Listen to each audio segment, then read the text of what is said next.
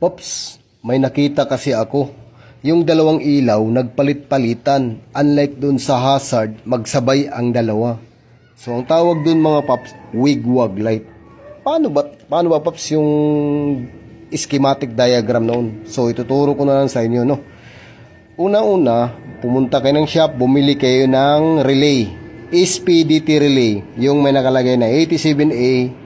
Normally close tong SPDT relay. Ibig sabihin ng SPDT relay, single pole, double throw. No?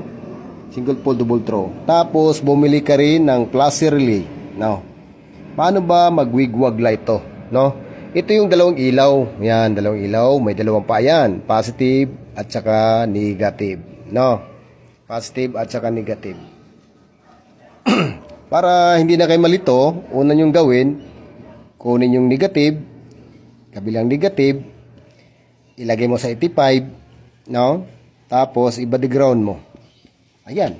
Isa lang, no? Isa lang yung ground mo. Hindi mo na i-ground to, hindi mo na i-ground to para hindi marumi. No? Ilipat natin to para madali.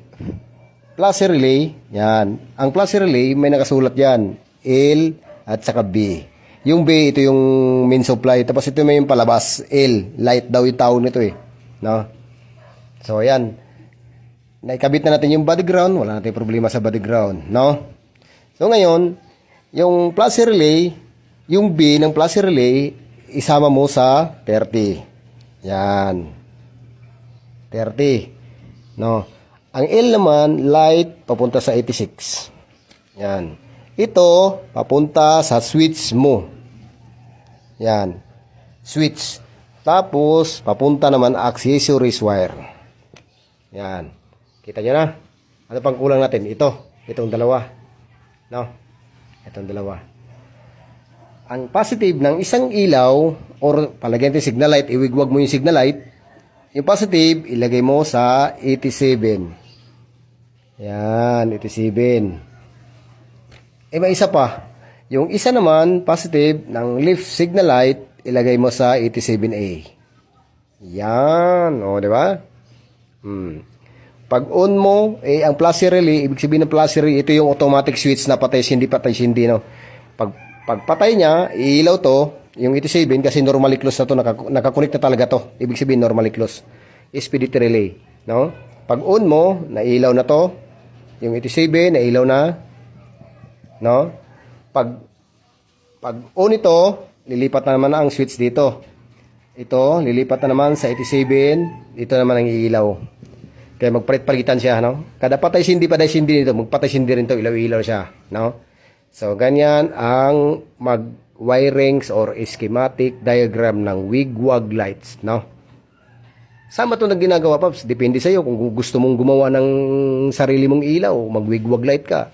Or yung signal light, mag-wig-wag light ka. Ganon din yan eh. Pareho lang yan, signal light, di ba? Apat yun. Di ba? O, palagay natin, ito yung negative. Ito yung positive, ito yung negative, ito positive. O, sabi yung negative, ito lang yung negative, o. Pag signal light, yan, magsama yan siya, yan. O, di ba? Yan siya. Tapos ito namang isa, sama naman dito. Yan, isa dito. Yan. Ganyan lang yung wiring ng signal light. O, doon naman sa kabila yung isa. Yan, dito, sa positive. Dito yan. Yan, dugtong yan dito. Yan, ganyan lang yung signal light yan. So, madaling salita, ang signal light, ganyan lang na forma. Yan, di ba? Front, back, di ba? Ganyan. O. Ganyan lang yan, o. O. Positive, negative, positive, negative. Yan, ganyan lang yung signal light yan. O. Nagsama yung negative. O. Left signal light. Right signal light. O. Dito mo lang ilagay yan, o. Kuha ka ng wire, lagay dito. Kuha ka ng wire, lagay dito. Kabila. Asab kahit saan gusto mo dyan. O, di ba? So, yun lang sa akin mga Paps, no? Maraming salamat.